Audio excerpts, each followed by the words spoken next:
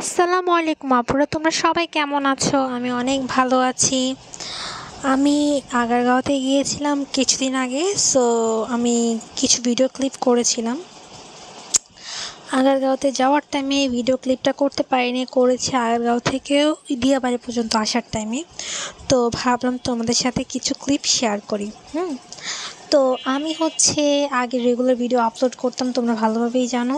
তো আমি আবার চেষ্টায় আছি রেগুলার ভিডিও আপলোড করার জন্য। তো সেক্ষেত্রে তোমরা আমাকে অবশ্যই সাপোর্ট করবে, আগে যেমনটা আমাকে সাপোর্ট করতে। আর ইনশাল্লাহ এবারের পর থেকে আমি রেগুলার ভিডিওই আপলোড করব, আর কোনো গ্যাপ যাবে না।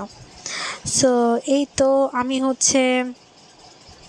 মেট্রোতে যখন আসা যাওয়া করি, আমার সবথেকে বেশি ভালো লাগে দাঁড়িয়ে দাঁড়িয়ে দাঁড়িয়ে থাকতে। আমার সিটে বসতে একদম ভালো লাগে না, কারণ দাঁড়িয়ে থাকলে দেখা যাচ্ছে অনেক সিন এনজয় করা যায়।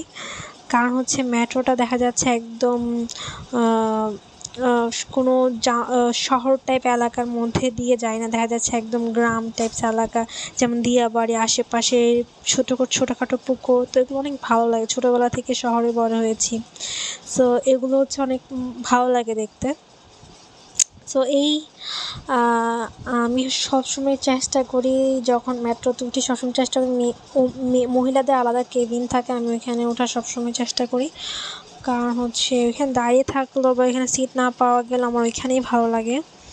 আর যখন শুরুর দিকে আমি বিয়েবাড়িতে যাতায়াত করতাম, আমার কাছে বেশি ভালো লাগতো, কারণ কোথাও কিন্তু থামতো না।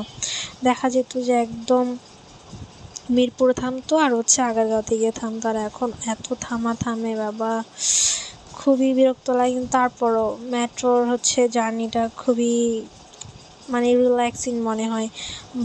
বাসের তুলনায় মেট্রোতে আসা যাওয়া করাটা আমার কাছে বেশি স্বাচ্ছন্দ্যবোধ মনে হয়। যাই হোক, এই যে সিনটা দেখছো, এমন সিনটা দেখার জন্যই আমি বুঝতে চাই না, দাঁড়িয়ে থাকতে চাই। এই যে আমার অনেক ভালো লাগে, আশেপাশে গাছ হবে, পুকুর হবে। সো আমাকে আজকে তোমরা শেয়ার করবে তোমাদের মেট্রোর এক্সপিরিয়েন্স কেমন, বা তোমরা কীভাবে এনজয় করো বা কী করো না কী করো, আজকে আমাকে একটু শেয়ার করে জানাও কমেন্ট সেকশনে। আর তোমাদের আমি সম্পূর্ণ ভিডিও করিনি, আমি মাঝখানে কিছু কিছু কাট দিয়েছি। এখন তোমরা ভাবতে পারো যে মাত্র 5 মিনিটের মধ্যে আমি উত্তরে এসেছি। না, আমি মাত্র 5 মিনিটে উত্তরে আসিনি।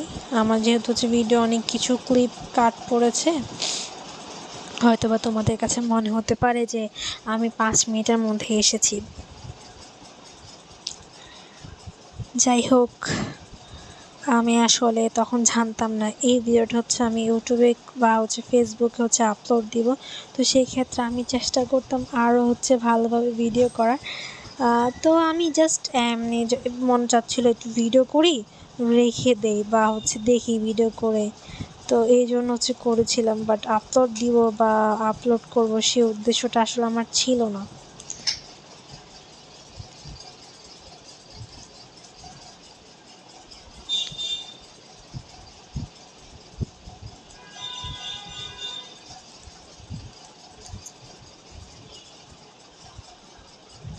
সেই তো আমি আমার গন্তব্যের কিছু কাছে চলে এসেছি। আমি সাউন্ড অফ করে রেখেছি, কারণ আমার ভয়েস যেহেতু আমি দিচ্ছি এক্সট্রা করে, আমি ভেবেছি যদি আবার ভিডিওর যদি এই যে সাউন্ডটা ছিল ওই সাউন্ডটা যদি দেওয়া হয়, সেক্ষেত্রে হয়তো বা কিছু ডিস্টারবেন্স আসতে পারে। তো যার কারণে আমি ভিডিও থেকে সাউন্ডটা একদম মিউট করে ফেলেছি। সো এই তো আমি আবার বলছি, আমি কিন্তু আগারগাঁও থেকে দিয়াবাড়ি পর্যন্ত যাচ্ছি। আমি কিন্তু দিয়াবাড়ি থেকে আগারগাঁওতে যাওয়ার সময় তখন আমি ভিডিও ক্লিপ কোনো কিছু নিইনি। সো যে ভিডিওটা দেখছো ওটা আগারগাঁও টু দিয়াবাড়ি।